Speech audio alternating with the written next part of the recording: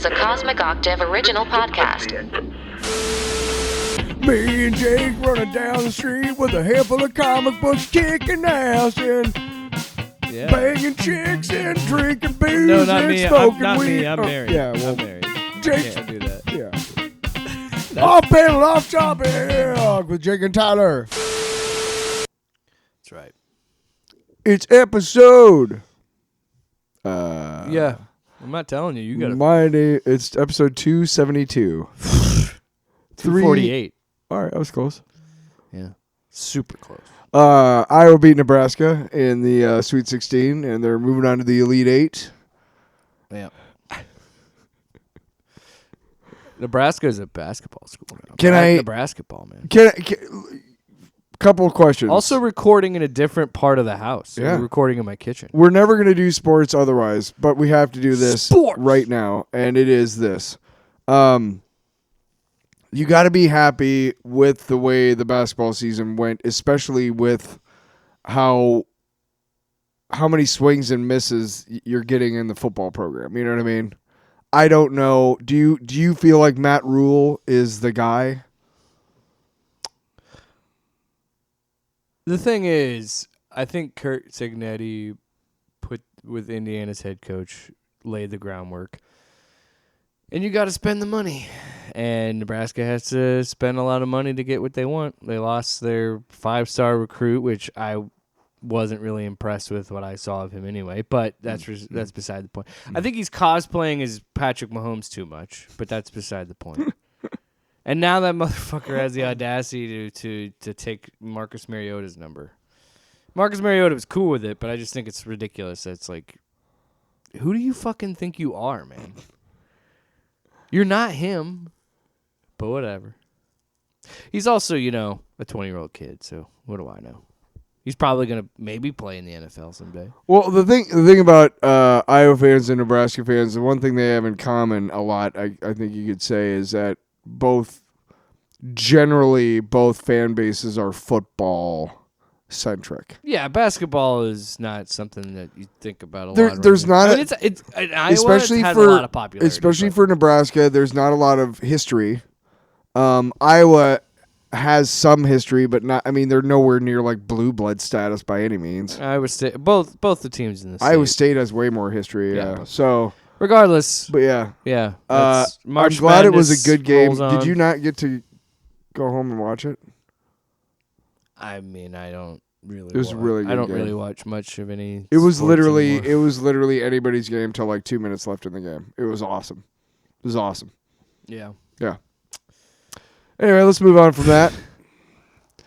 I watch basketball here and there. I don't really watch basketball. The only this is the first time I've watched every Iowa. Oh yeah, right. It's true.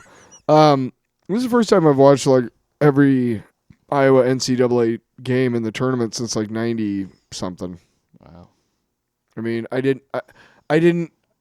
Steve Alford didn't really do anything. I moved, and then I didn't really have access to Iowa stuff for a long time. And then when I came back, it was McCaffrey, and I've never been really impressed by him. So, but hey, different guy now. So. Dude, McCollum's my dude, man. All right, anyway. So call him like you see him. I call him like I see him. We need a rim shot. Yeah, I need to get one. So, apropos of just make nothing, one, you had a what? Had a what? guy doing overdoing work today. Oh, so the dog's like my super dog fucking chill, which is kind of nice. on his anxiety medicine. He's got this. He doesn't like strangers in his house. He's not. Well, now he looks like he is. He's sleeping. Okay. Leave him alone. But no. I'm saying like beforehand, he was at the point where he's like, I'm watching you guys, but there's no way I'm getting up to help if something happens. He just kept just staring at us. He's like, I'm not getting up, but I'll make sure. But with my eyes, I will protect you with my eye beams. If there's something that goes wrong, I'm here. But I'm not getting up to move over there. I don't know why he talks like that. Hey man, everybody talks like that when you're. You know he probably hears. Does that mean it's a transition to something else? Yeah, because I don't know where this bit was going. The what? I don't know where this bit was going. That's why I got What do you mean? fuck out of there. Hey, we wanted made to a talk whole. about By how- the way, 5 minutes before a fuck. No, I'm pretty sure we said fuck. When the fuck did I say that? I fucking don't know, but I'm fucking pretty sure we said fuck before we said fuck a couple minutes ago. It's your fault. It's your fault. Be mad at yourself. Thanks, Shannon. So Touch your best. we are back to doing some books this week. Yeah, finally. Last week was fun because we haven't. Well, we hung out. Here's but we haven't had like a full on like yeah. entertain like TV movie episode for a while because we've been doing books for so long. So now we're kind of getting back into the groove of talking about movies and TV. Well, the thing is, Gomez can't read either. I'm He sorry is to bust illiterate, that. I'm sorry to which bust is that out sad. on the episode on the show, and I'm not making. I'm pretty light. sure he even asked after the show, like, I am if there was absolutely. books that we would recommend. Oh, So, I'm absolutely making fun of Gomez, and not at all. If you are illiterate for whatever reason, like, and you're trying to learn how to read, like, I support you fully, obviously. Sloppy. Not making fun of people who I'm can't saying read. you're sloppy. Making fun of Gomez. So Because we love him. can we fucking move on? No! Please. He's always on my mind. You're always on my mind. Why do you have fucking St. Patty's Day stickers still? Because, you know what? In this house, St. Yeah. Patrick's Day is all of March. All the fucking time. Every goddamn day. Every goddamn day in Minnesota, we When have I St. wake Patty's Day. And we, I piss green. Long. Must be St. Patty's Day. It's a long box. You definitely do not want to let me have any control over this show, do you? No. Because I clearly am steering us right into the... Abyss. Why are you so mean? Tyler, You're saw, the one who got hey, me like sitting across from the bright light. I'm like move I'm my like fat I'm like a head. mogwai. You know. Don't feed me after midnight. gonna You know what I'm saying? slap you. So Tyler, you know what? Fuck it. I'm going first. You took too long. Don't give me what. So this past weekend, Gomez is on the show, as we mentioned. But that Saturday, I made it a point because we've been playing video games, we've been having fun with that. But I was like, I made it a point that I was like, I want to do something like a board game where we can role play a little bit, something that we could do in this weekend. Role play, huh? Whip, swip, swing the web.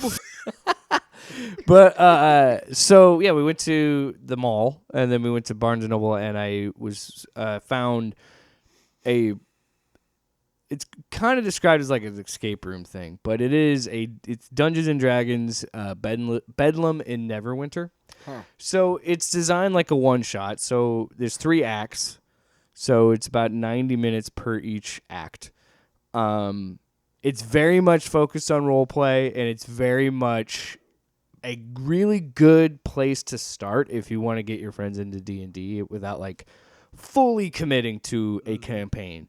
I mean, yeah, there's one-shot campaigns out there that you could do in like 3 or 4 hours and stuff like that, but it's still, I think to someone that's never played D&D, it can kind of be daunting, because I felt that way when I play, and I've only played it a handful of times, but I've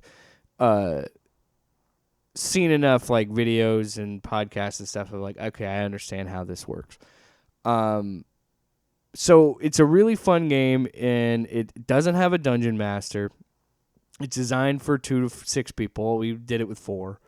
But it's really cool because it's very rudimentary of what you would do for a D&D character. So like you pick your race, you pick your class, and then you have a certain weapon that you have, and then everything kind of unfolds.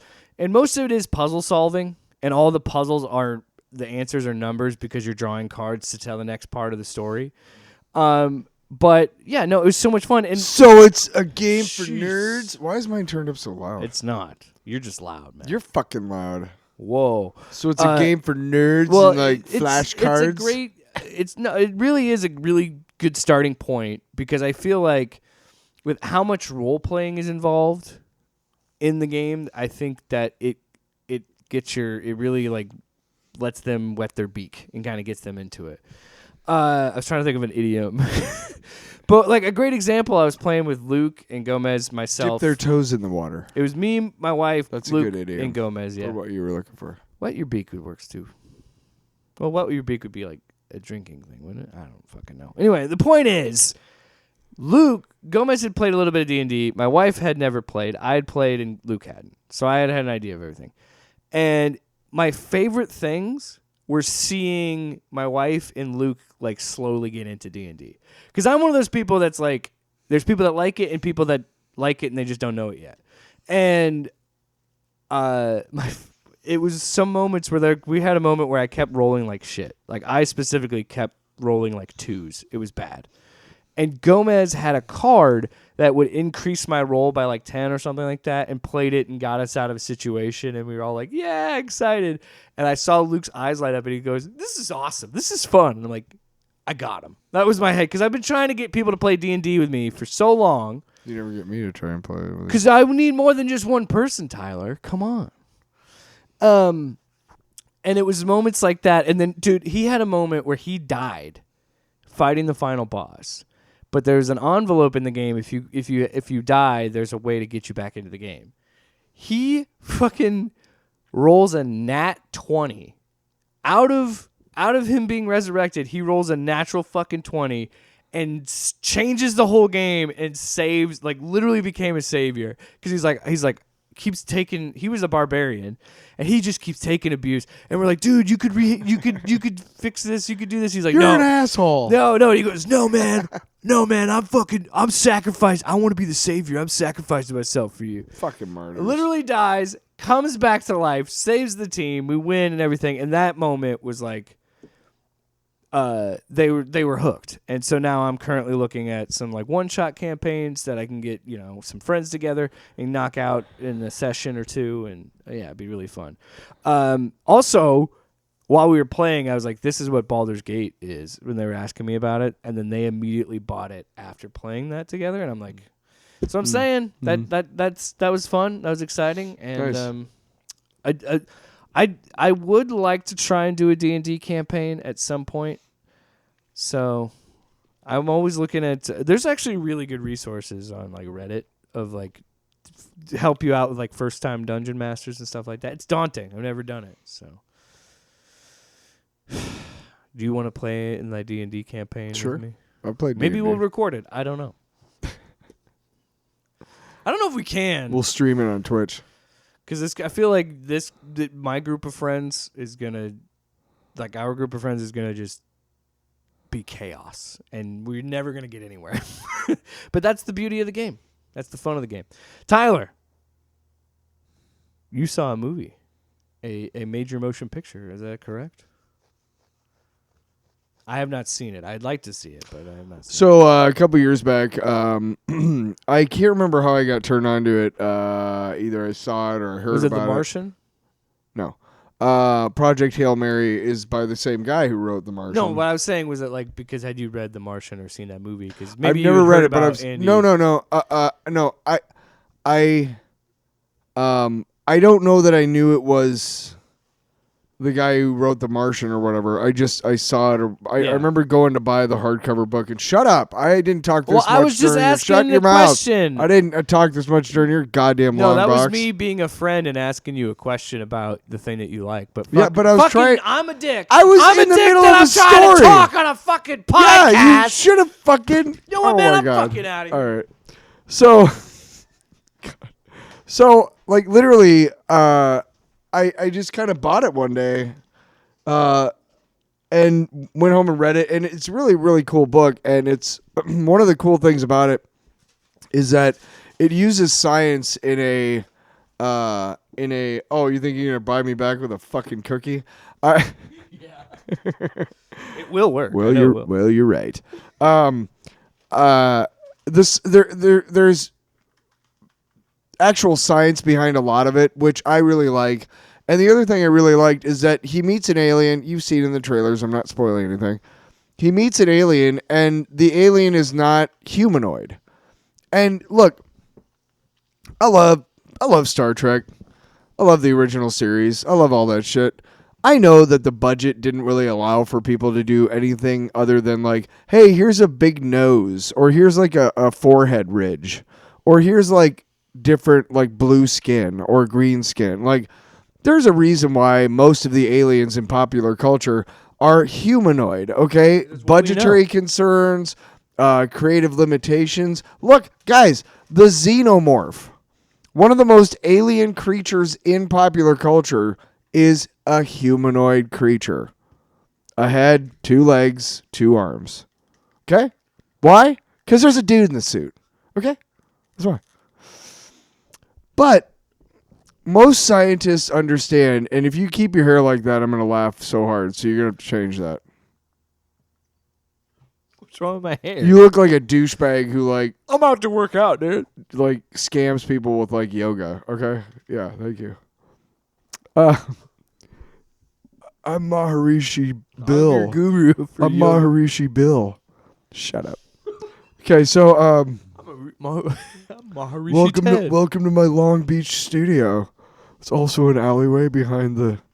Anyway, so I mean, just shut up. Shut your mouth. Shut up. Shut up. Just shut your mouth. Sorry. Anyway, but most scientists agree that that if you do really want to expand the idea of other life out there, you have to expand it to the point where it may not look like us or be like us. And this creature comes from 40 Iridani. And 40 Iridani has dense clouds which do not allow sunlight to penetrate. So it's completely dark. So these creatures have evolved without eyes. And they use echolocation to see. And they use, like, music to communicate. Their vocal cords basically are like, you know, whatever. And so that's what I really liked about it, is that it was not like, you know, the standard, like, hey, I'm a dude from 40 Iridani. My name's Chuck. Oh, I'm Grace. Let's hang out. And, you know, or he's not even near the microphone. He just can't shut up. Anyway, I want to have this cookie. So, I want to have this cookie right now. Hurry up. Talking about it. Okay, so there's a. So I finally get to see the movie because I remember it was coming out. It was first optioned to be like a TV show, and I was really excited about it because I really wanted to see this. And the way that they did it, first of all, I didn't know it was Phil Lord and Christopher Miller, but it was, and that made a lot of sense to me. I literally did not know that until the credits at the end of the movie, and I was like, oh, that makes a lot of sense because I mean. You guys, they find a way. Look, I'm all about fucking Dumb and Dumber. I just bought it on DVD. It's great. I love fucking potty mouth humor, fucking bathroom humor. I love that shit. But there's something about being able to get humor out of natural situations that we all appreciate and that we can all, like the 90s fucking Spider-Man last year and Across the Spider-Verse or Into the Spider-Verse. Classic, right? And there's no potty humor in that humor, or there's no, right? It's just funny because it's so true. And they have a way of getting, like, you do understand, like you're going to feel a lot for this puppet. And they're in no small part to Ryan Gosling's performance, who, look, just I wish I could call him a national treasure, but he's a goddamn treasonous Canadian. Damn. Fucking traitor. He's not a national treasure. I'm not Canadian. Anyway, but he's a treasure. He's really, really good at anything he does, anything he puts his mind to. And he does a believable job of what his character is supposed to be, but also he brings you into this relationship with this alien. And you really, truly do believe this alien is alive and that you are, you know, and there's different things that they have to, you know, that they have to do for each other because they're both trying to find the same, find the solution to the same problem. Both our sons are in trouble, and that's why the two, the human guy and the puppet are where they're at, or the Iridani 40 guy. Anyway, so it's a really, really good movie. I really suggest that you go and check it out. I went down to the Lego store right afterwards to buy the Lego set because there is a Lego set, of course. there is. Yeah. And they were out. And I walked in and I was like, hey, do you have any of these? And he's like, no. And I don't know if there were any kids in there, but I was like, shit. And I realized I was in the Lego store. I was in the Lego store. I almost bought the they had the Batman Forever Batmobile. You should have. It's really cool. I should have. It's so darky. Those big fucking Well, fins. it's your fault because you Oh, bought. it is my fault. Yeah, because you bought me a Batmobile Lego on my birthday a few years ago, and after I finally built it, You know what? Yeah. I was like, I want to build every Batmobile. You know what sucks ass That's about my that? goal. You know what sucks ass think about it's an that model? admirable goal. You know what sucks ass about that model? What? Do you really want to know? What? No nipples on the minifigure. Well, I'm fucking done with it. I'm not. Then I don't want it. But the Lego I need itself, nips on my bat suit. it's the perfect build because you buy it, it's $100, it's 830 pieces, and you're like, well, $100 I should have 1,000 pieces. Like, to me, that's like a good baseline. So you go into it thinking, oh, this is not going to take me that long. It took me 3 days to do because it is incredibly intricate. Because you're building, first of all, you get a Ryland Grace minifigure and then a little alien minifigure whose name was Rocky. And then you get this little, like, pane that they talk through, this little, like, glass that they talk through. And so that's really cool. And then the actual ship itself, you Yeah. you build it in such a way that you can turn this crank, and the little actual, like, ship inside the big fuel tanks, like, comes out and flattens out, and then you can you can scoop the whole thing around like it's like in the movie. And then if you turn it the other way, it comes back and goes back in where it's supposed to be in the when it travels real fast. And it's really, really neat. It was a very satisfying build. So all in all, big fan of the movie, Project Hail Mary. Big fan of the book. I was talking to somebody too, and I was like, yeah, honestly, you don't need to read the book.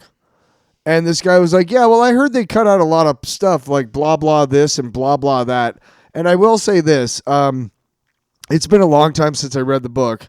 And he was talking about a couple of geopolitical things that happened in the book.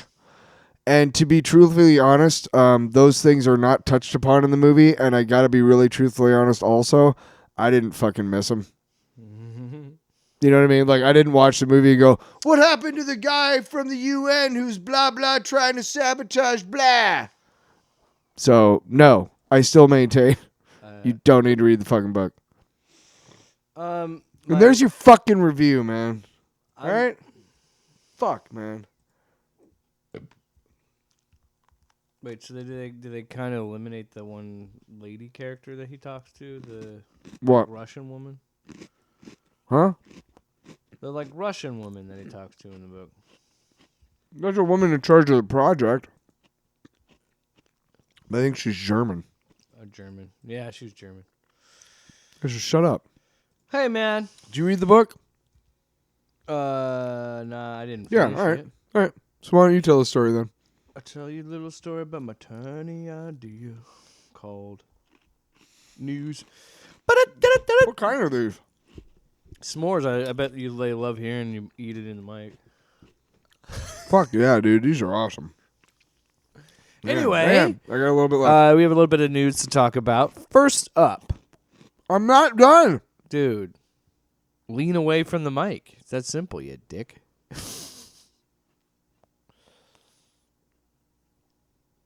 I lost my train of thought. News. News. Yes, we want to talk about. Well, I was too busy staring at you eating that Oreo. Oh, yeah? It was like a fucking National Geographic documentary, bruh. No? Punisher. Well, one last kill has been announced. Also, funny fact: there was two things that were kind of newsworthy about Marvel Television recently. So Wonder Man got announced that there's a season 2. Oh, okay. Apparently. All right. Sure. I'm up. And then we also find out that May 12th there'll be a Disney Plus. It's like they did with Werewolf by Night. It's going to be one of those Marvel special presentations. but it's like an hour-long like special of Punisher. So Punisher One Last Kill, that's coming out May 12th, which I imagine is going to be them trying to bridge the gap of where he left with Born Again into where he's going to be with Spider-Man. Sure. According to Charlie Cox, he's not in season 2 of Daredevil, but he could be lying. Sure. Come on, don't bullshit me. I was going to have you do Jesse, but... Oh, yeah, right. It's such a good drop. Oh, yeah, right. Wait till we get to that. So I don't know. What do you think about this idea? Because apparently John Barenthal is a co-writer on this. He also wrote a lot of his dialogue in Born Again.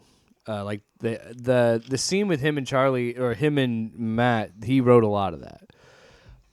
So I'm interested to see him be a big part of the writing of this.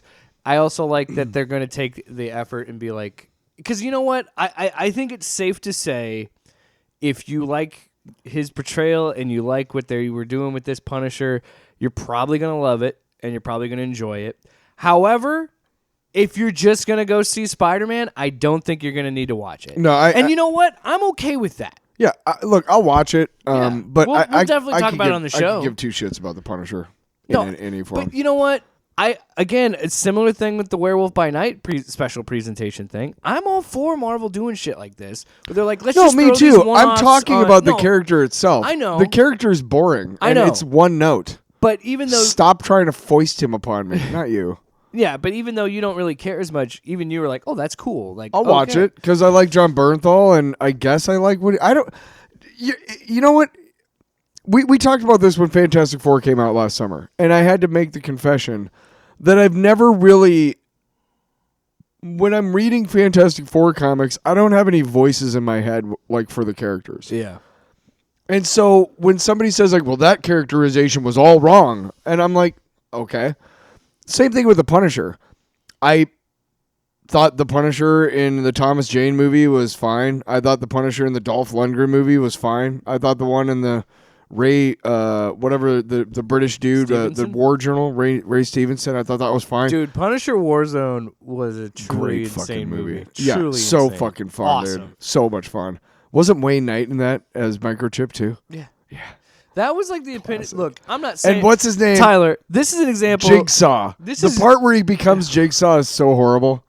Oh. The violence in that movie Yeah. is so over. It's so crazy and over the top. It's almost cartoonish. It's So- almost comedic, and that's what makes that movie work. So But- what's the point? So I agree with you Okay. that I feel like I'm in the same boat where I feel like a lot of the actors portray there isn't like an RDJ type performance for Punisher. Like they're No, and here's and he's not that deep of a character. Exactly. Thank you. So here's the fucking thing, okay? Like when I was a kid, there's this really cool like Mike Zeck drawn poster, painted poster of the Punisher. And he's standing there and he's got the full like black form-fitting, skin-tight fucking suit and the big white belt that leads into the skull that are supposed to be ammo clips. It just reeks of that time of like hey, listen. So let me finish. Let me finish. Listen to me. Let me finish. I'm Stan Lee. I get it. I'm Stan Lee here. Save your Stanley. To make him know people, Save your Stan Lee. we need to tell I'm people gonna the finish. skull makes him bad. Anyway, yeah. And that's it. I love that poster, and it was in my room, and I bought one of there was a little PVC action figure with the costume, and he had the little skull on it, and When he's pointing at will you Spider-Man? shut the hell up? I'm And asking. I don't know. It was just a PVC figure. They had a bunch of them. It's okay. Oh come on, hey. Quits the show. Oh my for the god. third time I today. just want you to let me just talk for 3. God forbid Jake have fun on And the here's pod. talking again. Just won't shut the fuck up. The point is that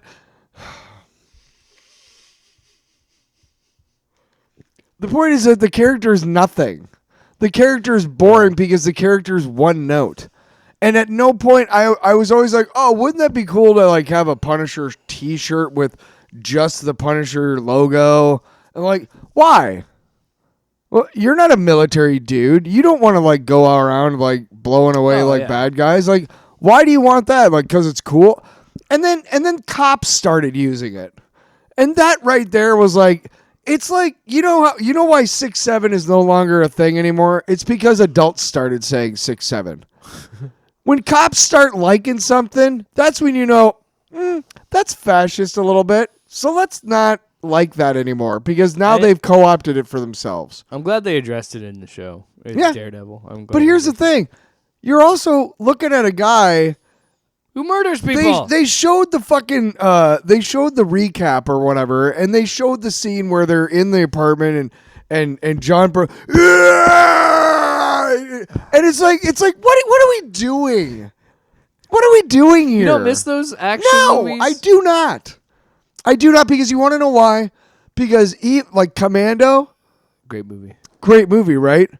But what do we commentary? What do we have? We have way too loud punches, right? The sound effects are way off because that doesn't sound. When people punch each other, that's not what it sounds like, right? Dude is zooted. Just listen to me. Listen to me.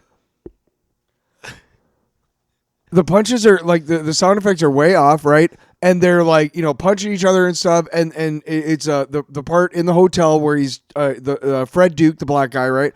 And you show him punch him, and then you cut away, and you hear splat, and you come back, and he's laying there, and he's on the spikes. You know what? That's enough violence for me. I don't need to have somebody go, you know what I did is I came up with a way to show that an actor, like, that you can see it on film. I don't need to see it. So, like, escalating violence is not what I need. What I need is fun violence, like the Commando movies, like the Arnold movies from the 80s. Because no matter how violent they were, it was comic violence. Always. Always. Always. You were never looking at that going like, I'm shocked, unless you were Tipper Gore, and we're not. Here, the point is that the Punisher is a boring character, and I don't care about the fucking, like, I don't like The Rock and Black Adam. John Bernthal has decided to make the Punisher his own. Well, fucking whoop-de-doo. It's going to be about as exciting. I will watch it because I love Marvel Comics, and I still like the Punisher because that 12-issue series that Jason Aaron did, leave it alone. Now they have 2 series out for the Punisher. Why? It's just not. I hope that the only appearance he makes in Brand New Day is what they showed in the trailer. I think that'd be hilarious. You're mad. You don't like that I don't like the Punisher. I don't care about the Punisher. I just want to move on. All right. Because all you do is complain around here. Oh, yeah. All right. So anyway, I wanted to quick hit this because I'm like, fucking gotta love it. This is what we live in. The year of our Lord, 2026. Oh, no. Netflix is raising their prices yet again. Oh, yeah. So now the ad tier is $8.99. The standard is $20 a month. And the premium is $24.99. So I'm going to tell you this right now. Legally, I am not telling you to go to the Pirate Bay and pirate these things. Legally, I'm not telling you this. No, we're legally telling you to go back to physical media. Legally, I'm telling you to do that, yes. Because we can do that. Or there is not. I guarantee you, there is nothing on that fucking app worth spending $20 a month. $24.99. What is the $24.99? Premium, which I guess is like 4K or something. No ads at all? I think because there's some ads in the $20.99. Because Prime is doing because Prime is doing the same bullshit where they're charging you more money to watch shit in 4K. You're telling me Amazon and Jeff fucking Bezos doesn't have enough money to make fucking 4K a common thing? Did I tell you? People have did I tell you to TVs start now? using to start checking your Amazon account? Because in the last 2 weeks, I've been signed up for 2 different add-ons onto my Prime account that I did not sign up for. I just happened to be checking my email and it was like, "Hey, you're signed up for this," and I'm like, "Why?" So fuck all this shit. Good. No, yeah. What I feel when I see shit like this from any of these companies, Wow, these fucking reapers, man. They Look, at some point, we were kind of talking about it off the air. At some point, you're going to be paying to be able to shut it off. Yeah. So that you can have silence. Does nobody Get ready, dude. Again. Does nobody like we talked about this. Science fiction. Why do you and I like science fiction so much? And most people. Because science fiction is a great mirror of where our culture is right now and where it's gonna go and how many times I open my eyes to get a fucking ad in my face. I'm gonna have ads beamed in my fucking dreams soon, and I'm gonna have to deal with that shit because our country is full of fucking morons and full of stupid fucking complicit idiots that just said, yeah, take every bit of thing that I own, my data, and just suck it all up and spit it out everywhere. So every time I open my eyes, I get a fucking ad. Oh, we did it to ourselves with these stupid fucking computers in our hands that we can't live without. This fucking podcast is playing on a fucking phone that is surveilling you. I get it. But that's where I'm at, dude. Like, this is getting ridiculous. You're telling... Too bad, Netflix. Maybe you shouldn't have bought the WWE rights and you have to pay for that shit. Maybe you shouldn't have paid out the ass to have an MLB opening night. Maybe you shouldn't have gotten in bed with the NFL. And that's what I'm saying, is these companies make us pay for their stupid ass decisions. Well, let's not even talk about sports teams that hold cities hostage for new stadiums. Pay taxes for your fucking Despite stadium? the fact that they make fucking billions of dollars that we actually give them. I mean, dude, the system is rigged against us in every fucking way, man. So... I mean, it's stupid. I'm sorry to go on a rant there. No, please but do. I have Fuck to. these companies, dude. I'm so Fuck fucking 'em. sick of it. I'm so sick of this shit. The only reason I was happy that I had not canceled my HBO Max last night yet was because I was able to watch that game. Because it's on HBO Max. And I can probably watch it. Well, I'm working tomorrow night. I got a wild game. It just... great example. God, remember those days when if you had like you say you're watching a DVD, using your DVD player or your video game console, and you leave it on, and either the TV would stay on, or you'd have to shut it off, or eventually it would enter like a sleep mode and just turn itself off. Yeah, doesn't happen anymore. Now you get, if you have a Vizio TV like I do, or I feel like most smart TVs have this, now you get this landscape thing that just runs in the background until you turn the TV off. And if you don't turn the TV off, eventually it plays an ad. That's what made me fly off the handle today, because it's because you mentioned it, and I already was annoyed with the Netflix pricing. It's just like, I sit at the gas station and I pump my fucking gas and I get ads shoved in my face on a fucking TV screen. There is nothing more satisfying than when you're done pumping gas and you shove that fucking thing into the fucking thing so it shuts because as soon as the pump goes back into the thing, that's when that automatically shuts off. There's nothing more satisfying than being like, I've been listening to you for fucking long enough. And you think about shut that. it off mid fucking you ad. Start to think like, dude. And I know it sounds and I want to make a point. I know how first world problem this sounds, but that's my point. Right. That's my point. All that time and money that could have been put in those fucking gas station monitors could be feeding some kid in the country somewhere. Yeah. I want that to go to them. That's what I'm saying. The older I get, you and I joked about it, it's true. The older I'm getting, the more I'm like, fuck this shit. It's even worse. All of this shit. It's fuck even your worse. AI bullshit. Mm-hmm. Fuck your fucking Apple, Google, Facebook, Twitter. It's even worse than that. I was at Maverick Netflix. the other day, and I was getting gas, right? And the first ad was like, still not sure you want to be a part of the Maverick Club? And I'm sitting there, and I'm like, even if I was a member of the Maverick Club, I still have to listen to that fucking ad. So, really, me being a member of your fucking Maverick Club has no benefits. Maybe if you told me I could put a code in and not see your fucking ads in the fucking gas station pump, maybe that'd be a reason to join your club. But the fact that you're going to sell all my data, the fact that you're going to sell all my daddy's data, all my data to the highest bidder, no, I'm not going to join your fucking club, sir. Everything's got to have a membership. Everything's got to have Everything's this. got to have a plan. Fuck off, and everybody's got to fucking cross market and synergy, and Well, we're you all see that- we're all you know did we're you all see just getting that- fucked in the ass. Twitter also added a whole thing where like TweetDeck used to be a free thing. Now it's cost people a part of a subscription that costs like $400 a year or some shit like that. Dude. I don't know. I'm like, wow, yeah, I want to spend $400 a year to see more Nazis on my Twitter. That's what I want to fucking see. Because let's be honest, it's a Nazi website at this point. Jake, everything you say is a Nazi, and I'm like, really? The motherfucker saluted to Hitler himself. Yeah. Listen, I don't know if you're aware of this. But And by the way, our president's a pedophile, so who fucking gives a shit about what I say? If you're listening to this, anybody in an say that every unmarked episode. vehicle can come up and grab you and take you off the street. And Glad you brought that up, because I'm sorry, but that's the truth. Tyler? Like, some random guy could just go kidnap somebody and just say he's ICE. Yeah. Do you understand what I'm saying? This should not happen in this fucking stupid fucking country. This fucking stupid ass, short-sighted. Oh, I'm You're sorry. Fucking up the. I know. I stop pounding things. Fucked up the. You should not have to. No, it's fine. It's recording. Good. Yeah, it's good. We should not have to fucking deal with this in this stupid fucking country, okay? This country was I'm glad you brought founded that on up. freedom. It's bullshit. I'm glad you brought that up, because Somebody got shot in the face and they called her a terrorist, dude. I know. Anyway. I'm glad you brought that up, because our favorite pro wrestler turned politician. Oh.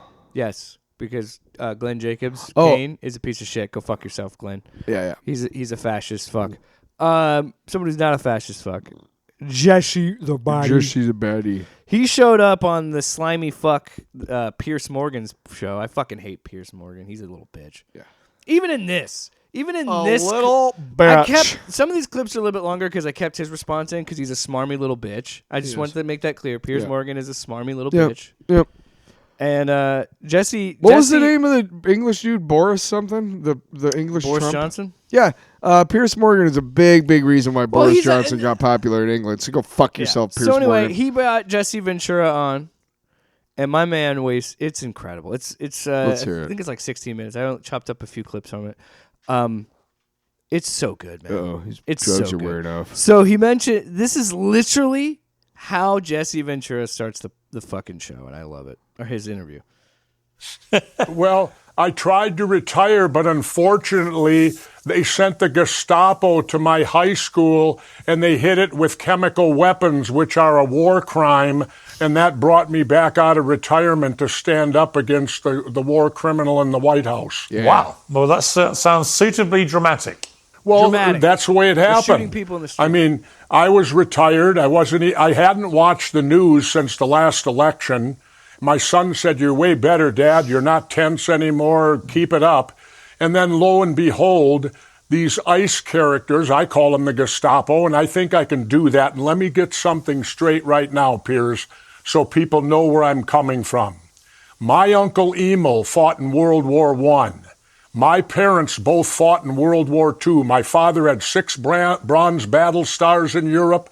My mother was a nurse in North Africa, which predated Normandy, fighting Rommel, the Desert Fox, the greatest German general. Both my parents were World War II veterans. My brother and I are both Vietnam veterans and member of the Navy UDT SEAL. We both did 2 tours to Southeast Asia. So everyone in my family is a war veteran. I wanted to get that out right now so it'll help with the things that I'm going to say to you in the moments to come. I fucking love it. I love it when he's because the man is an entertainer. He's casting his resume for all the fucking cuck motherfuckers who are gonna try and come back at him on social media. Nazis and Yeah, Gestapo. he can. Yeah, he can. Yeah, And so can I, for that matter. And you know what? If a fucking Nazi looks like a Nazi, it's a Nazi. But what? Yeah. I mean, what? Yeah. Well, like I was saying with well, it's just because you can tell that the dude has still got that fucking pro wrestler public speaking down. Oh, you can literally hear the fucking sycophantic like just whining of fucking Pierce Morgan in the background, like, oh, he's okay. Pierce follows up on this Fucking deal, and dildo. he continues. He does not hold back. He I keeps love going on.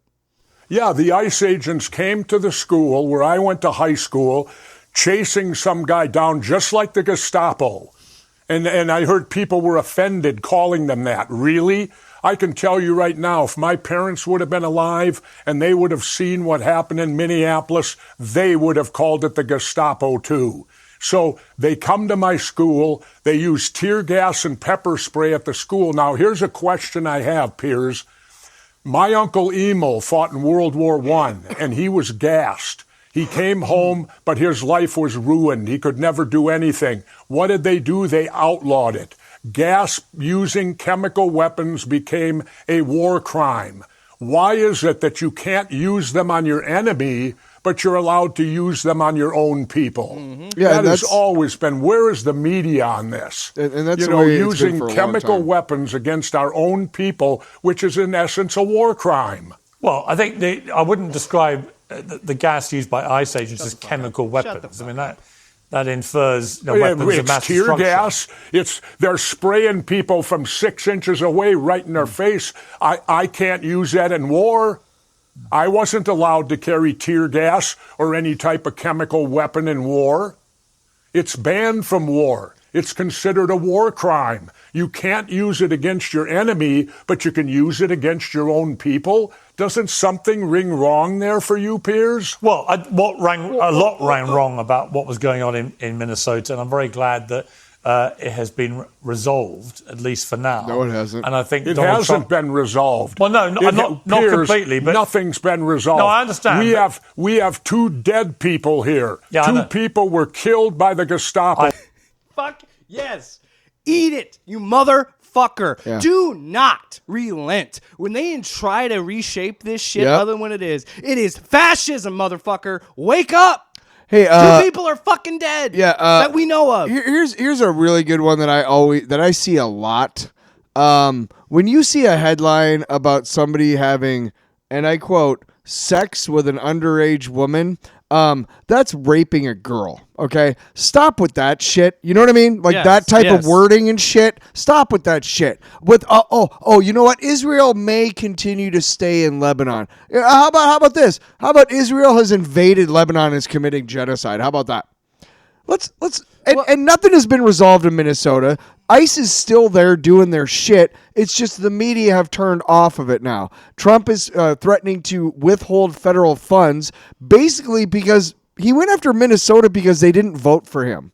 What kind of fucking Nazi fucking fascist Little bullshit? dick energy fucking pussy is Absolutely. And here's the thing is people, you need to know this too. It has been outlawed by the Geneva Convention to use chemical weapons in warfare. And yet those same chemical weapons are used by our own police and military on our own citizens, on our own soil.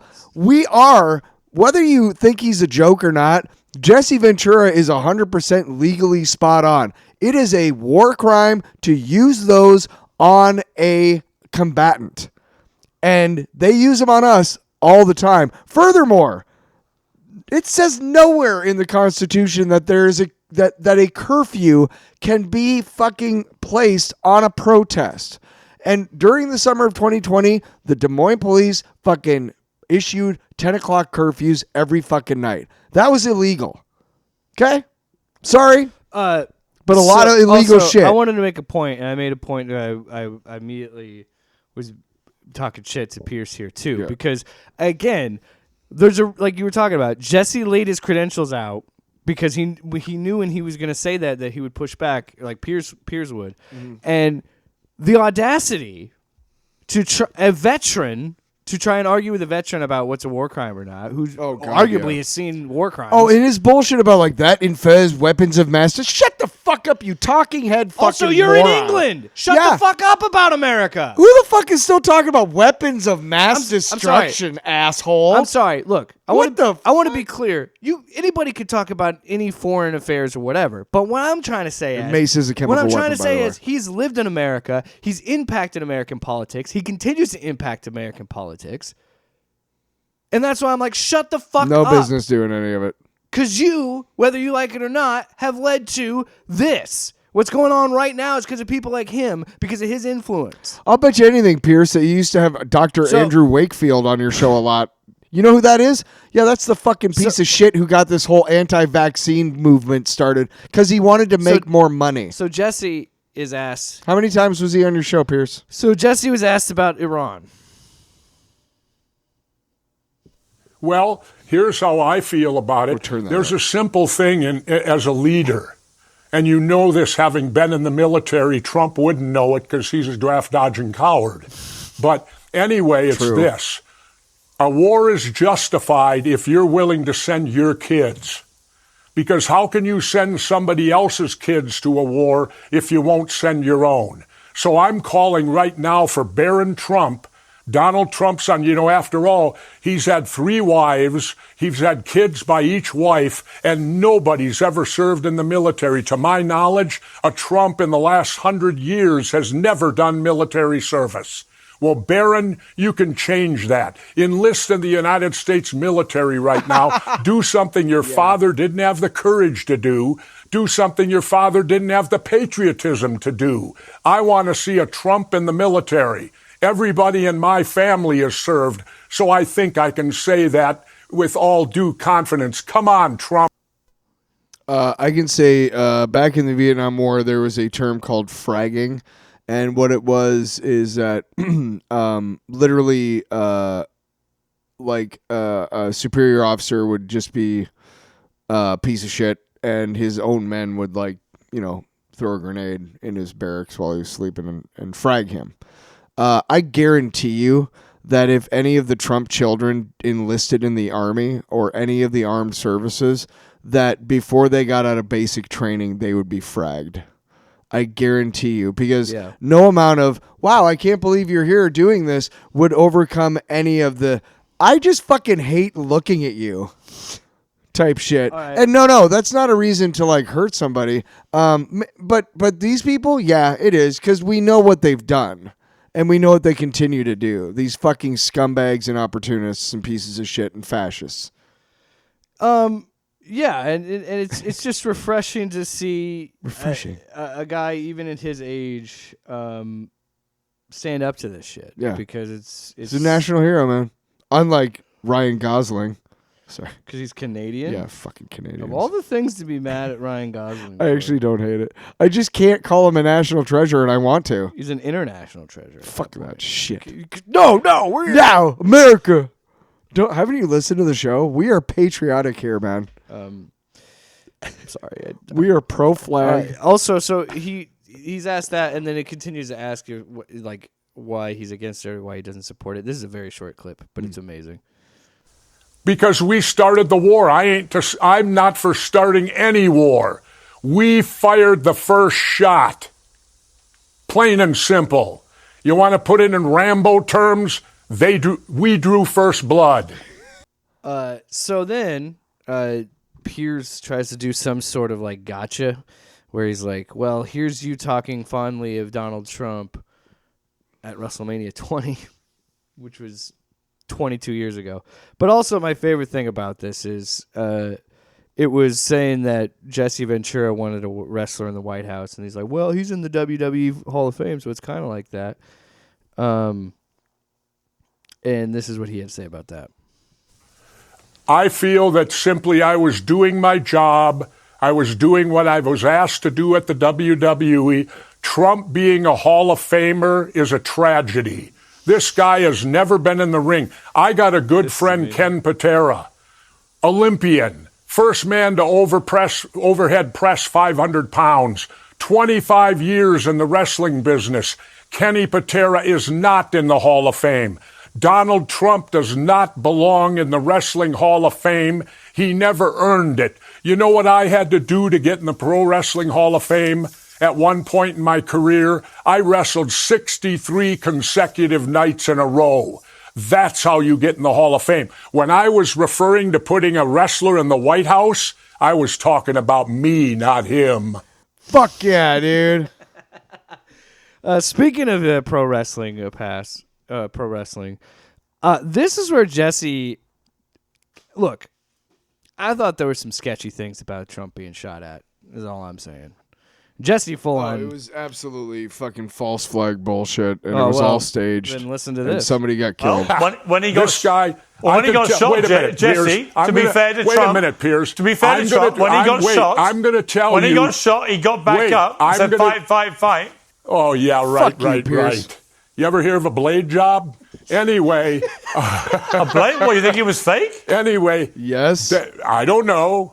Where's his scar today? Somebody died, literally, sitting behind him. I don't know. You know, come on, Piers. You're going to tell me this guy's a big hero now? I thought that day he was. That's what you're going to tell me? That day he was. Fuck you. Really? Yeah. This is amazing. Really? This is amazing. Yeah, he was. Yeah, well, then he accomplished what he wanted out of you guys. No, I think you can be heroic on one day and you can be less heroic on others. But if you ask me, was he heroic when he got shot? Yeah, and I think those who try to pretend he wasn't actually shot or anything, it's ridiculous. You're right.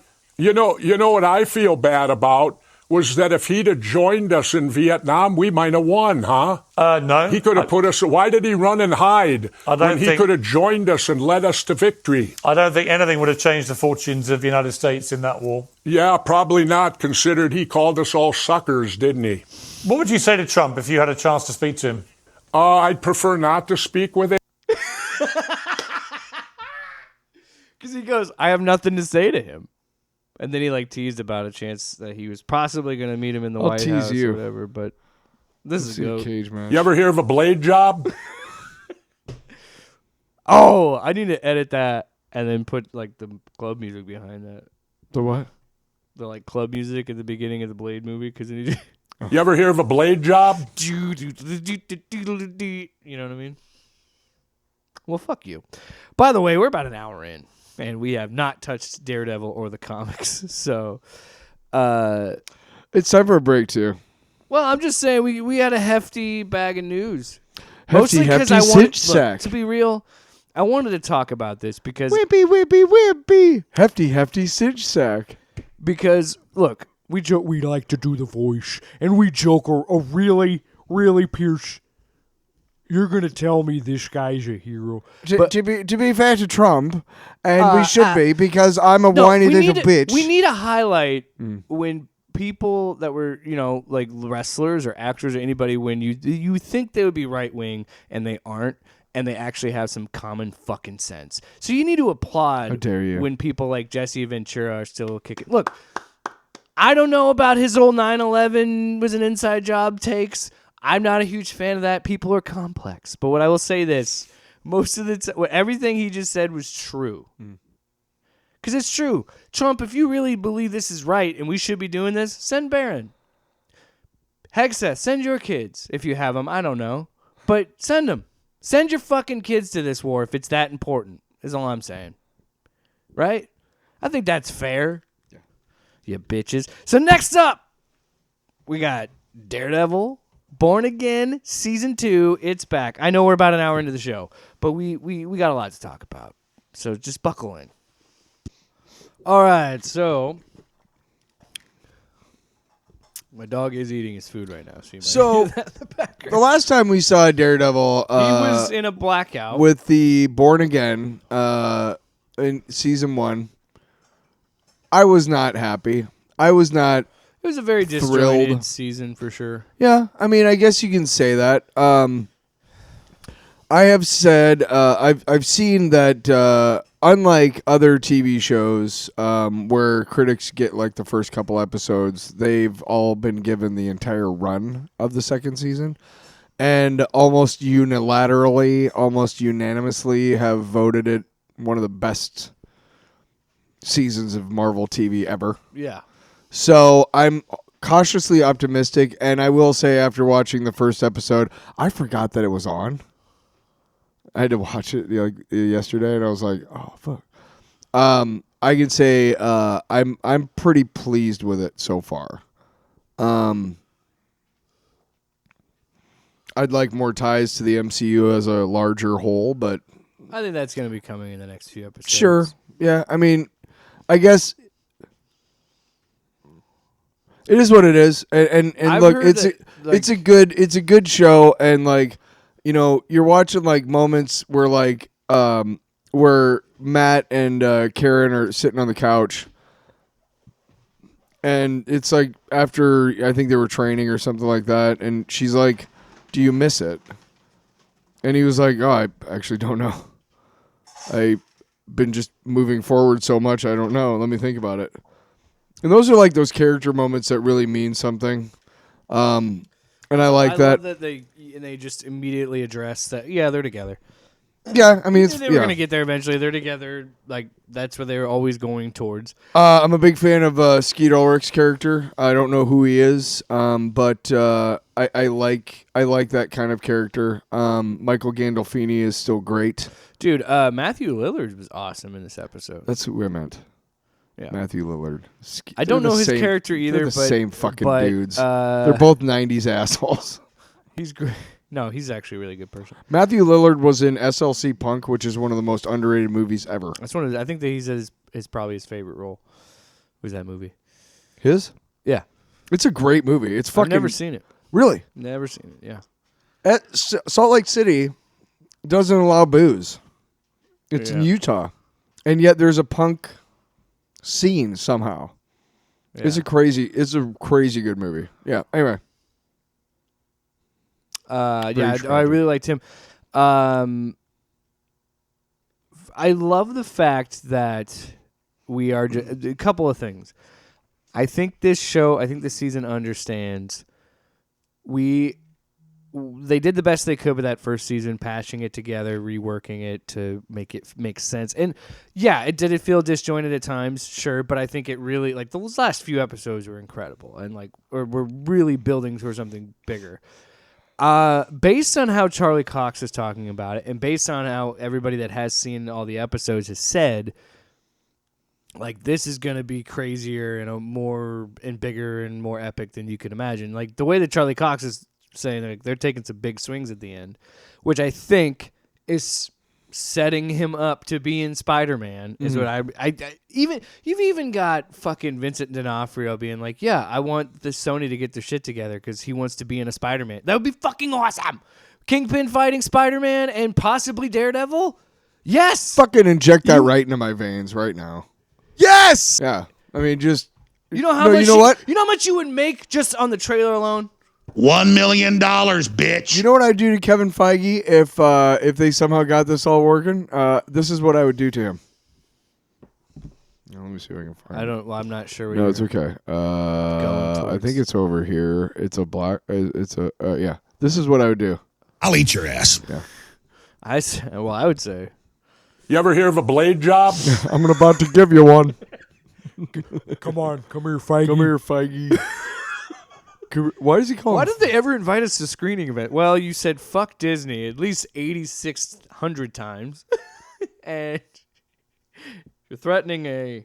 You ever hear of a blade job? Also, Disney is very closely associated with Frito-Lay, and you dared to call them those literally bitched. Quote those fucking cowards at Frito-Lay. We can't count it. There's no. And it's it wasn't my fault. It was the. Cocainum. Love that shit. Cocainum. Love that shit. No, so we. I wanted to say what I meant by that too was the Karen stuff, Karen Matt stuff, and then the fact that he is in the suit. They're like, all right, we've done this whole back and forth of wearing the suit, not wearing the suit. Bullseye wore the suit in season 3, and he finally started wearing the suit again in She-Hulk, but it was the yellow one. Which is great. Now we got the all-black suit, which looks really cool, but we finally got the DD on the chest. And that was a big deal. I loved so much about this episode, and I'm so excited for what's to come. I love the fact that I love the fact that him and Karen are really on the run. They are legitimately wanted. And seeing him be a thorn in Fisk's side was great too. I like that BB finally got confirmation from Karen that yes, Fisk killed her uncle. One of the things to address the whole DD on the chest, for a long time, before comic books were really as big as they are now, for a long time I had a Daredevil t-shirt, and it was just the DD on a red shirt. It was fucking classic. And it was one of my favorite t-shirts. I don't have it anymore because it's just old. But you asked me earlier, you're like, what'd you think of the DD on the chest? And I remember watching it and seeing the DD, and it was clearly like a reveal. Like he turned to the camera, and it was like you see that, it's very clearly like, hey, check it out, And I remember watching it and being like, oh, that's neat. I'm surprised I wasn't more like, whoa. I think because, to be honest, look, we're going for gritty realism, and that's good. Yeah. But we talked about, I think, the costume, I'm so used to it that, black costume, yellow costume, red, it's all good, I guess. Yeah. But it also was clearly like, it looked clearly drawn on with like a red mask. Okay. So the whole thing is Matt painted the suit black. Okay. Because he's only out at night. And because he's wanted, he can't. Well, be then out. why do you have a giant? Why do you have a red? Because like in that first shot, I know. It's because it picks up on the camera, so you could see it was him, and it'd be like, yeah, it was me. But then I'm also like, nobody else is dressed up like a devil. But no. Look, and it's also totally fan service, and I appreciate. How many times have we talked about comic books and been like, that wouldn't really? We got a one about a space bounty hunter that we're talking about today. What the fuck are you talking about realism and shit? Oh, you know what? I do like seeing the DD on the chest. I don't know that it matters to me if they have it or not. It's still a good show, if that makes sense. I think the opening fight was awesome on the ship. And like him having to swim at, like, it was such a cool open of the like flooding the ship, because Fisk said if anybody gets invades the ship, sink it, because he has military grade fucking weapons that he was going to use on civilians. Man, that's so fictional. Gosh. Anyway. Yeah. Gee, where did they get that idea? And as that's happening, like that really cool shot of him going into the water. You don't see him. And then there's a shot of him coming up in the foreground, and then you see the ship going down in the background, and then we just cut to credits. I was like, from that jump, I was like, let's fucking go. I was so in. I still say bring back the original opening. Oh, the original opening's better. But I've also heard that the first 2 episodes are the slowest. Like after that, everything is breakneck speed. I've heard that too. Like it just builds. It's very much like the Source comics, which just build and build and build to like just a fever pitch. And I think that's the genius of them actually having this creative team, understanding what they need to do, what they need to achieve. Because I really do think, for people that have been following this show since the beginning, have really been like, all right, something has to happen. And something big has. I don't think they're going to kill Kingpin. I think Kingpin is going to show up in Spider-Man at some point. Mm-hmm. But maybe not for a while. Well, I don't know. You're going to have to address in Brand New Day, you're going to have to address the Kingpin being the mayor somehow. You're going to have to. Yeah. And the fact that they have said these two are no tied. other Marvel project has even dealt with that at all, including Captain America, which we both talked about. Like, why didn't they mention that? Yeah. Brave New World. They didn't mention it at all, even though one of the big plot points in that movie is the fucking the Celestial from the Eternals movie, which was terrible, which we'll never see them again. Sucks because. Well, I mean, I think loose ends in that movie are pretty cool. But dude, I was in the same place you were. Last season overall really liked it, but I could definitely see the issues in the plot, in the plot holes and things like that, and you could tell it was Frankenstein. This definitely feels like it has a vision, and they know what they're going for. And I'm pleased. So I want to talk about the ending. So. Also, the psychiatrist seeing Muse and like the really cool like camera effects they did with her, like wobbling the screen. I will say, that is one of the that is cool. One of the best representations of PTSD and how somebody who is not dealing with it is going through it. He's literally haunting her. He's literally just always, every time she's looking at any time, he's just there in the background. It's crazy. I love that. But what was so good about that was how frustrating her character has fallen. And it's called a Dutch angle, and what it is... Yeah, they tilt the camera. Yeah, well, generally, it's already tilted. Right. But what it is it works on the process of our own brains. Our brains expect stuff to be centered, upright and centered and all that. So when you tilt the camera... and the cameras like that, like it literally creates anxiety and tension in us because. So no matter what, you could be watching a puppy on that angle, and you'd be like, "Oh." That's why there's like, that's why. why. But I do like how like it those tilts. Spinning, yeah. And here's the thing. I don't know why I'm grabbing this now. Here's the thing: is the first time it happens, it like fully tilts, and the second time when she's on the phone talking to that dude, it tilts less. It doesn't tilt as much. And to me, I would love to see her turn into Typhoid Mary. I would fucking love that shit. Crazy. I would fucking love that so much. That would be and to crazy. me, I would love it if the reason why it's not tilting as much is because she's beginning to accept it, integrate herself, I guess. It's not the same origin as the original Typhoid Mary, but it would work. Yeah. Because Typhoid Mary suffered trauma, and that's how she split her personality. Yeah.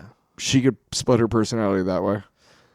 That'd be fucking crazy, dude. Oh my God. I love that we were talking about it too, like the clearly fake propaganda videos about we love what Fisk is doing to the city. Very North Korean.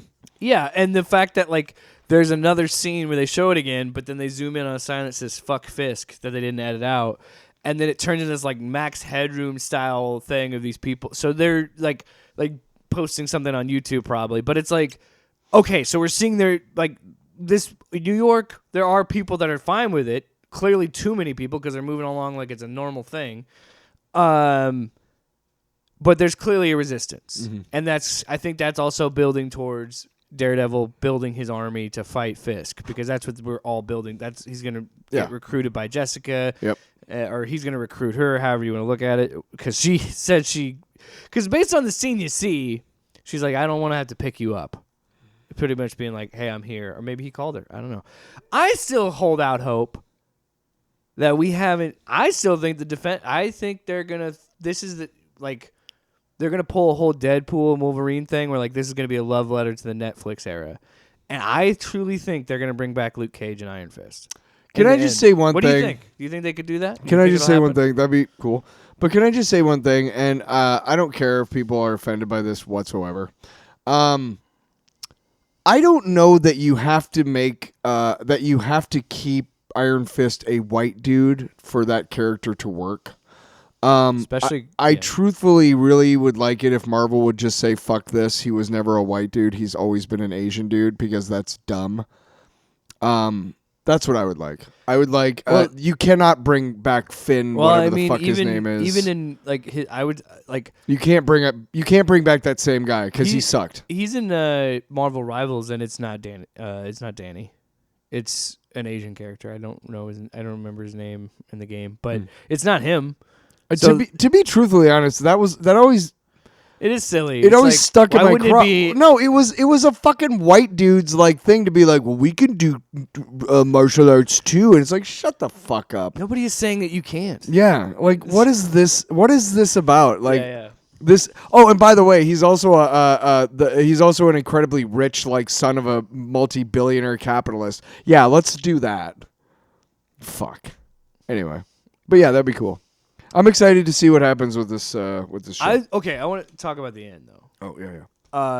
So the ending is the investigator. He's having a heart attack because they're beating him up because they want to know about where Matt is. By the way, if they wanted to, ICE could come into your home and do this to you. In today's America, just know that they could come into this house right now and start doing that to us, and we couldn't do shit about it. You voted for that, dumbass. Yep. Anyway. Not you, the listener. Yeah, not you. Unless you Trump did. Voters and if you did, fuck you and you dumbass. Turn this off and go find. Yeah. We didn't. We don't care if you don't like us. Go find. Get the fuck out of here. What is it? The Nerdist or something? Nerdrotic, whatever. No. The dudes with small dicks. Go find them. The fucking pronouns. Those guys. Yeah. So the last shot is Matt's trying to save him, and he can hear his heartbeat slowing, like he's having a heart attack. Yeah. And so he's trying. That slows him down enough. He gets distracted. Gets beat up. Yep. And they're ripping off his mask, and they're about to shoot him and kill him. And then you just see a bunch of bullets come in and just take out all these fucking guys. And then you see, and at that I feel like it was smart to do it like this way too, because I feel like that first shot is a normal shot, and it makes you think, okay, it's Punisher. But then after that, I'm pretty sure there's like a couple ricochet shots where they just like through them and kill them all real fast, and I'm like, son of a bitch, they're doing this. And then yeah, he's laying there, they're all dead, and you see a knife fly in and it just says, "You're welcome." I'm like, and it's blue, it's got a fucking bullseye on it. I'm like, I'm kid you not, was slapping my fucking couch, and I'm like, yes. We'll see. Because I like the idea of them having a shaky alliance, but I also want to see Matt actually fucking kill this guy, because this guy is really good. The actor that portrays him is really good at making that guy so fucking annoying. I would really like. I'm with you. I would really like to see the black suit with the fucking bullseye, with the white bullseye on his forehead. Yeah, just give me that. So this is a book. All right, it's book time, I guess. Yeah. I could write a book about what you don't know. How much do you want to dive into this one? So the first book up is Lobo #1. It's part of DC Next Level after their shit show that was DCKO. Lobo #1 by Skottie Young and Jorge Corona. Yeah, well, you and I were talking about it before we started recording, where I said I respect the art is ridiculous and very much captures the classic 90s Lobo comics. Looks so good. It looks just like that shit. And I love that about it. I think it's well written. I think what happened, and I say this about every DC comic coming out right now with this Next Level thing, was like, these characters are going to be bigger in the DCU, so we need to make things for them. So Lobo's going to be in Supergirl, so we need to make a Lobo series, and it needs to be written in a way that it's a classic #1, where we give a good, decent amount of page real estate, like 1 or 2 pages of his backstory, in case you've never read a Lobo book, and then we finally get into the plot. I'll be honest, I was kind of whatever about the book until we got to the plot. When we got to the actual plot of what this book is gonna be, I was like, okay, kind of cool. However, the first part kind of gets weighed down a little bit because I know, and that's nothing. It's a weird thing because I want to say that was the part that kind of brought me down, was the beginning of the book, because I was just like, okay, I get it. It's a #1. We got to reintroduce this character, but it's like, for someone like you or me who knows this stuff, it's kind of like, whatever, let's just skip to the thing. Even the first part of him showing up at the bar and killing all those dudes, it's fun. But for me, the best part of the book was the end, because the ending of the book happened, because the joke, look. Yeah. No, but most of the first part has been there, done that. We've seen this. We've seen Lobo but I think it's being the main man. I think it's commendable that Skottie Young did a good enough job that it was entertaining enough where I'm like, okay, they didn't... It was only 2 pages of his backstory, but like the beginning one, there's great jokes throughout. There's some and I wanted to point that out. There's some things I did like, and I think, you know what I realized when I got the Lobo Big Fragging Compendium Volume 1? Yeah, the Lobo books were not that good. He's kind of a one-note character. What we've been talking about earlier about the Punisher.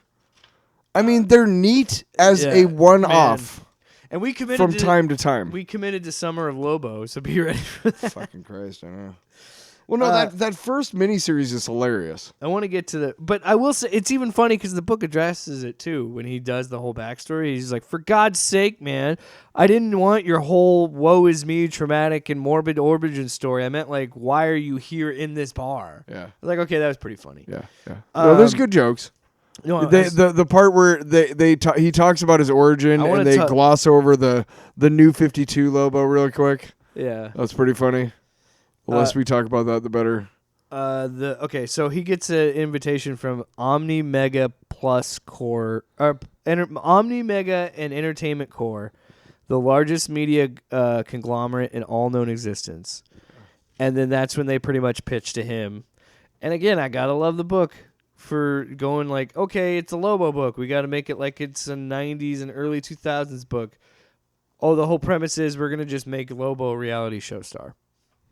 And honestly, it's not a bad premise for a Lobo series. But like you said, and we'll see how the summer of Lobo goes. But like I was thinking the same thing because I hate when the fucking bags do that. I know when they split. I agree with you where it's like the thing with Lobo, I think Jason Momoa is going to be great and I think he's going to be fun in that movie. Yeah. But I think that's where he's used best. There are just some characters in comics.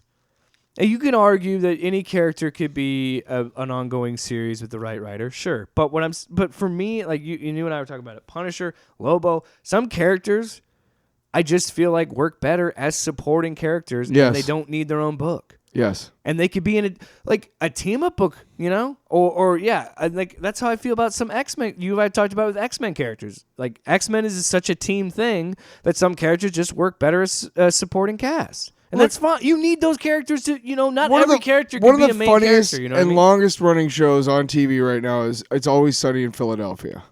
And when you read interviews with the creators, they always talk about what we wanted when we first started this show was we want to do a show where the characters learn nothing. They evolve. They do not evolve at all. They are always going to be these characters. That can be really funny because clearly they're doing something good over there and they're funny. It's a really good show. One of the longest running shows. But you know what? Ever. You know what? Lobo and the Punisher are two characters who cannot, by the very nature of their characterizations and their popularity, they cannot evolve or grow or learn anything because then they are not the same character that is so popular.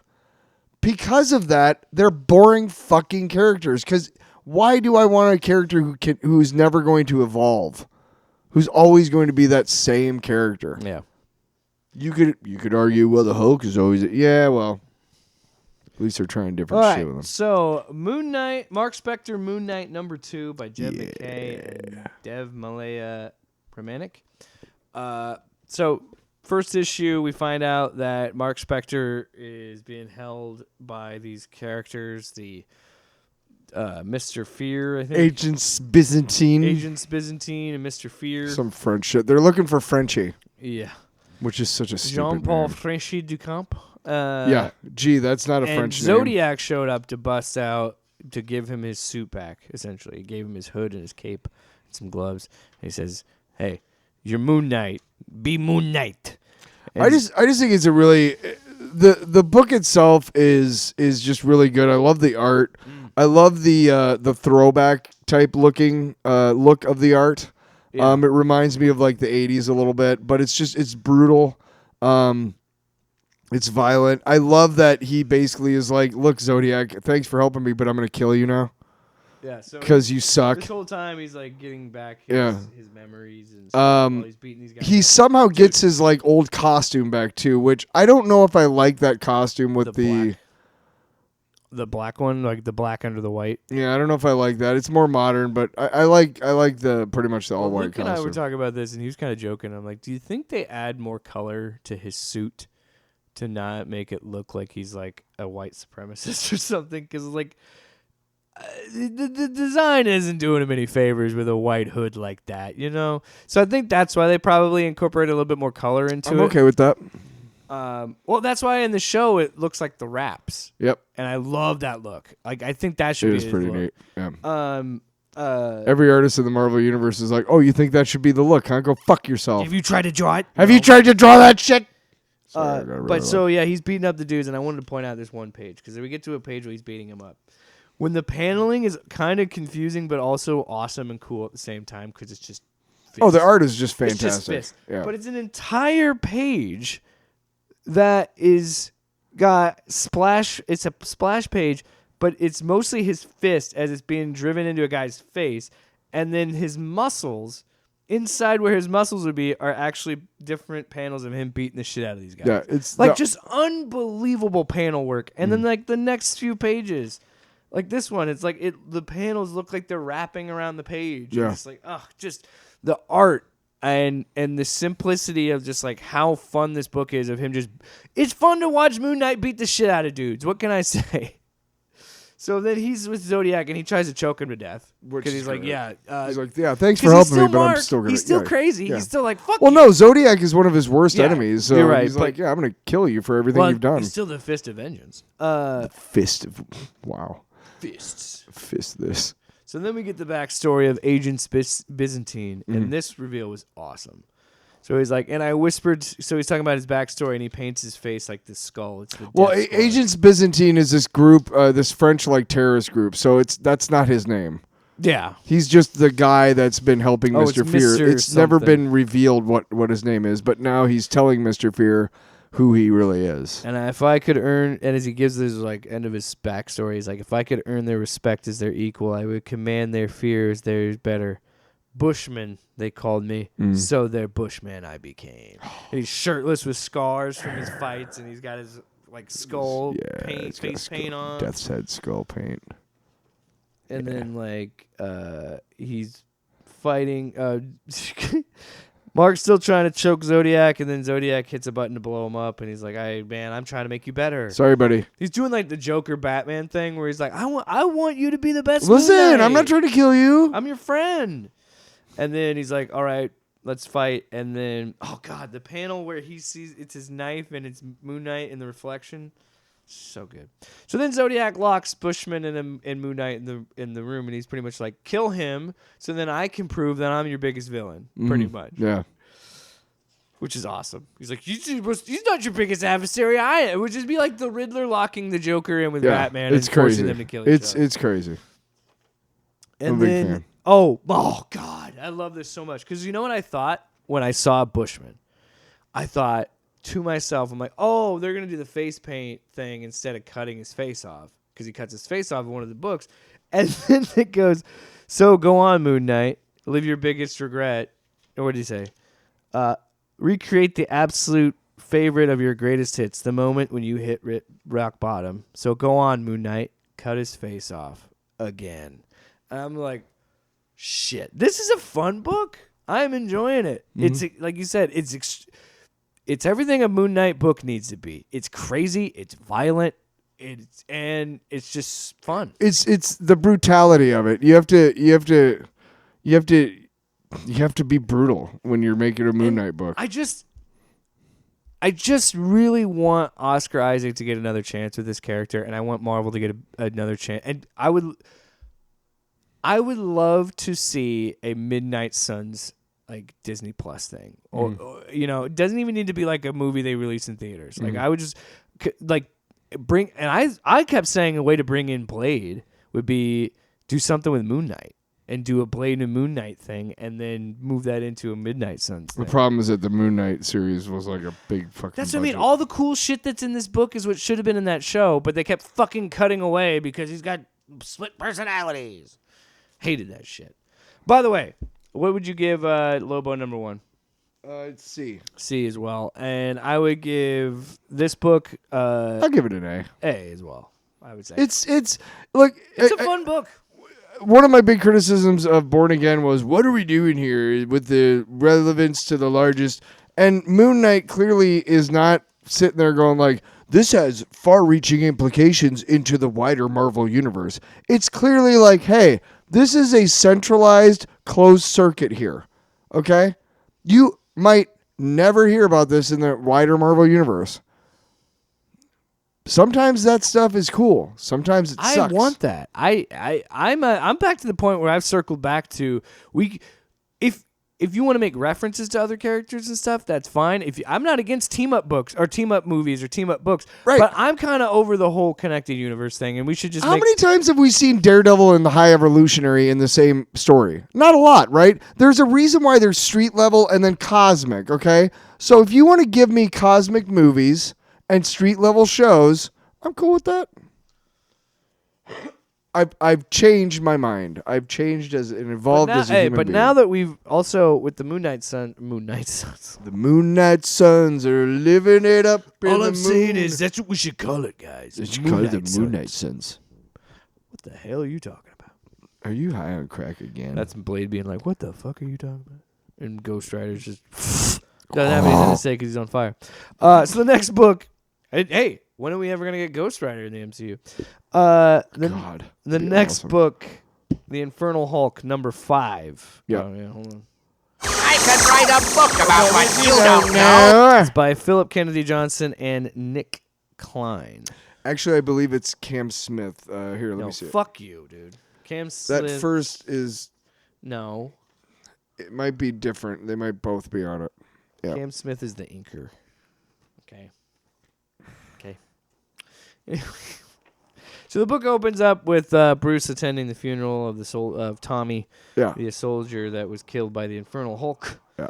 That was their neighbor's kid. And then we cut to Infernal Hulk tearing up Cincinnati. Mm-hmm. And Captain Marvel, Captain America, Vision, and Iron Man are like, we need to figure out how to stop him. Mm-hmm. And then, boom, the One Above All shows up. Yeah, and the One Above All, for those of you who don't know, is basically the Marvel Comics version of God. Let it be so again. I love how every time they talk, it's just giant letters.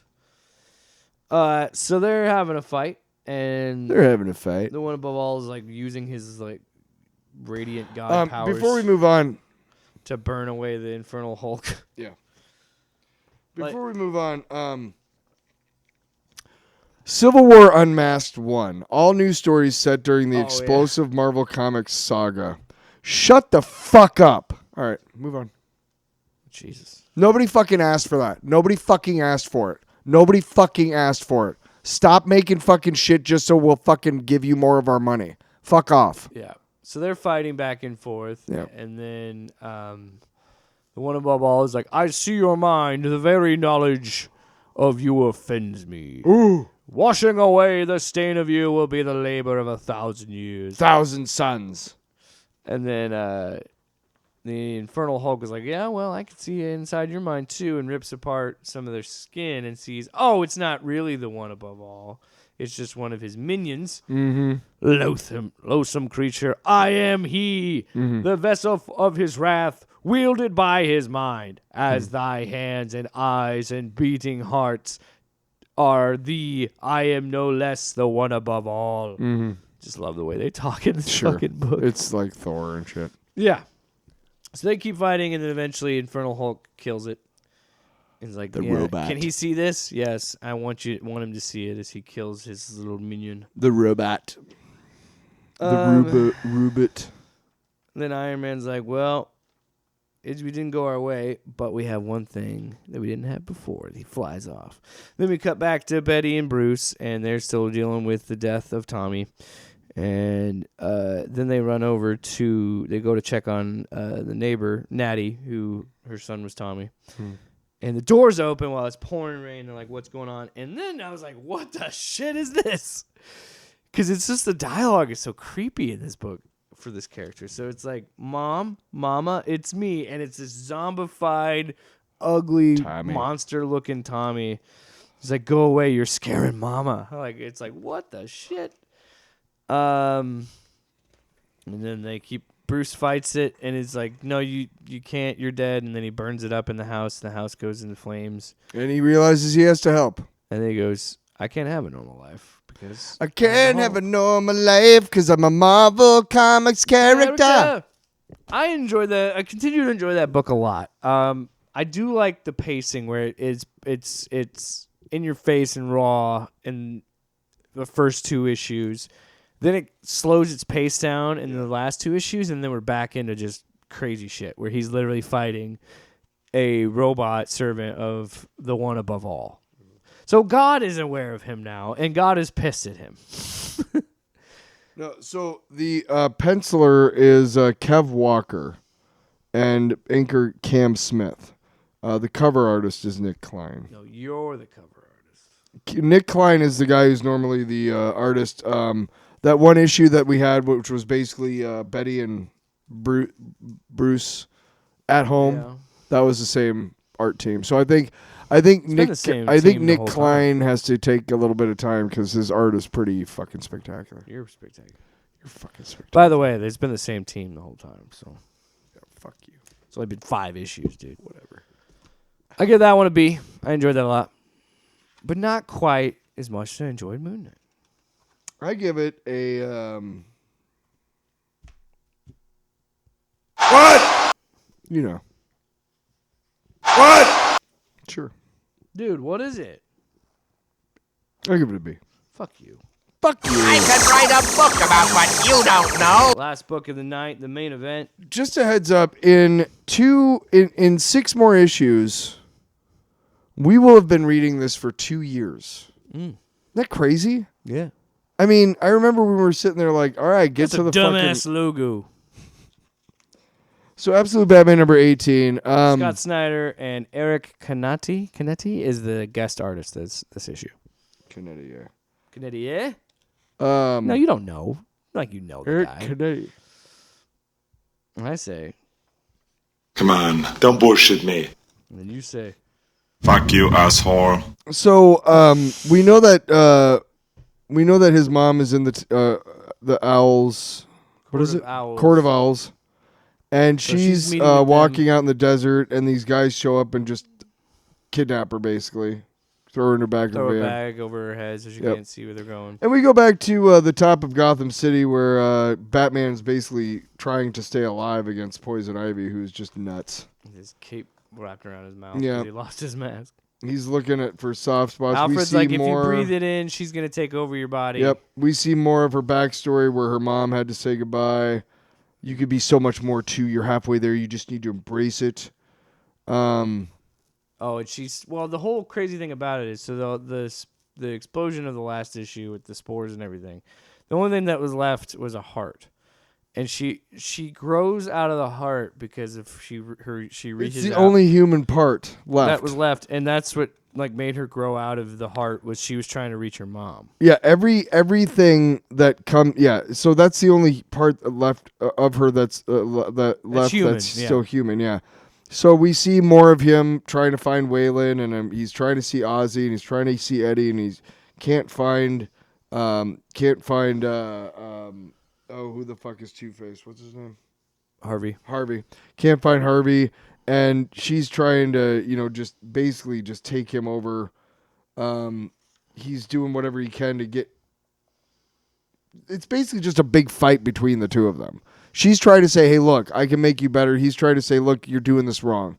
And it's intercut with, they finally take his mom out, and they're like, hey, we're going to kill you now. Because you shouldn't have called us. You shouldn't have called us. You broke protocol, whatever. Yeah. Then we see that the Harley Quinn is there to help with Alfred. And then we also see Dick doing something. I'm going to do something about Batman tomorrow. Like maybe saying that, he's going to. So I think he's not even going to. I don't think he's going to be Robin. I think he's just going to jump into him being Nightwing. Batman is having trouble also with the fact that he's being used as a symbol and stuff, and there's people selling Batman dolls and stuff. So he's having trouble. It to be as big as it is. There's a really good scene too of Poison Ivy talking about the reason she's here is because of Jack Grimm, and it's Grimm wants you too. Look, I'm trying.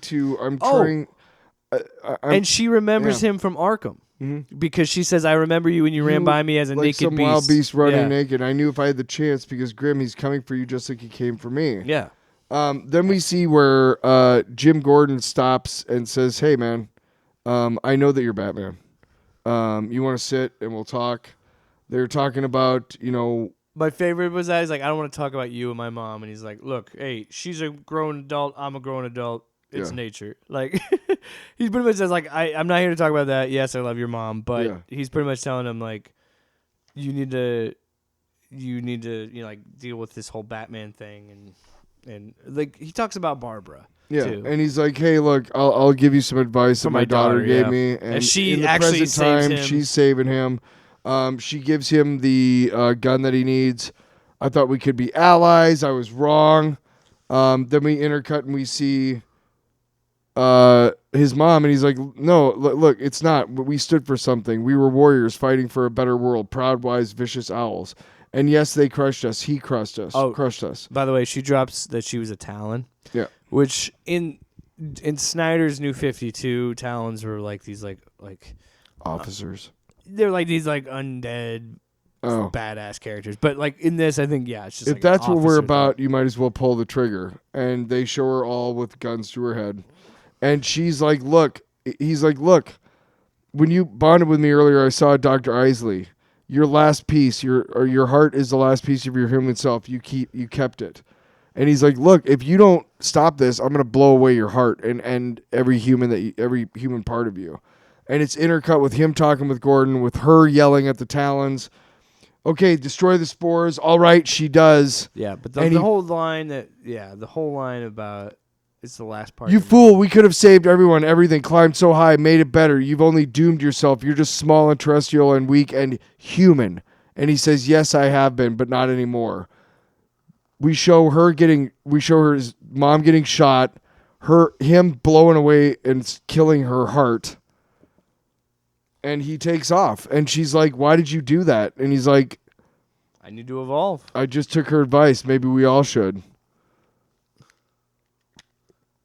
Then we see Eddie wondering where Bruce is. Then we see Ozzy wondering where Bruce is. We see Waylon, Ozzy who's now a human. Shoot him, and it's like, I'm just a delivery guy. It's just Bruce has stopped to see his. Waylon is now a human. He's not going to see his friends. Trying to find Bruce. Are you here, Bruce? And all the issue, he's had a voice message from his mom that she sent to him before she left. And she started this. He keeps starting it, never finishes it. Finally, at the end, "Bruce, it's Mom, honey. I'm delete message." Yeah, it's Batman taking her advice. It's him evolving, and what could that mean? It's a heartbreaker, man. It's rough because he took away the one thing that Ivy still had. And he sort of he made her more dangerous by taking away the one vestige of her humanity. So that's bad.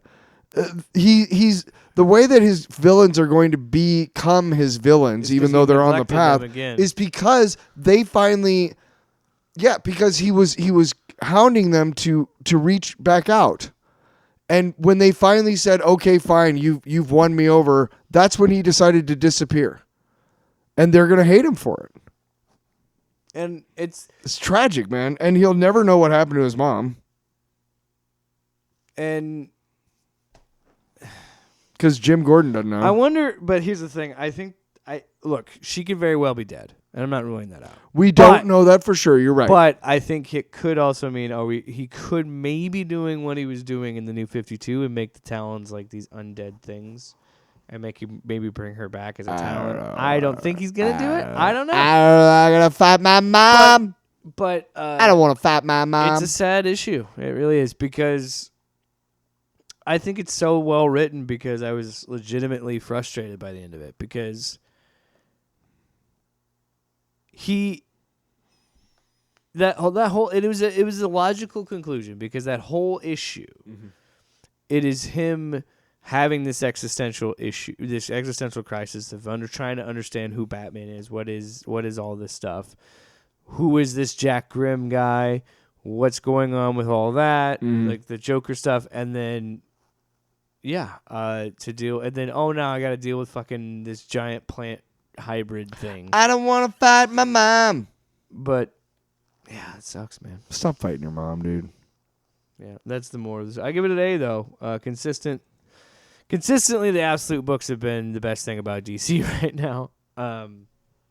In my limited view. Yeah, that giant flaming turd called KO. Well, there are some good books other than that, but it's not many. Yeah, but we have stuck with. There's a reason why we have stuck with those books for 2 years, because they're good. They're consistently the best books every week that I go. Here's the thing: I go to the comic book store every week, and this week I bought a fucking $9 shit turd called Superman Spider-Man. I have not read yet. Not worth $9, and I can't wait to review it for all of you. Oh my god, I can't wait for it. But every week, I have a pull list, but I always go to the new wall and pick out what I can that might interest me, and then I get my pull list. And every week that I see on the wall an Absolute book, knowing that it's in my pull list, I'm like, oh, cool. And here's the thing is that because I haven't really kept track of it, I am always surprised when it's like, oh shit, Absolute Batman, cool. You know what I mean? It's really cool because I do not keep track of when the Absolute books come out from week to, you know what I mean, from month to month. Yeah. Like, oh, it comes out the first week of the month or whatever. So every time, it feels like every week I go in there, I get at least one of those 3 books. It feels like it. It's not, but it feels like it. It's nice. Yeah. Yeah, don't buy Superman, Spider-Man. That's all I got to say for the week. Fuck you. And that's all, folks. Off panel, off topic with Jake and Tyler.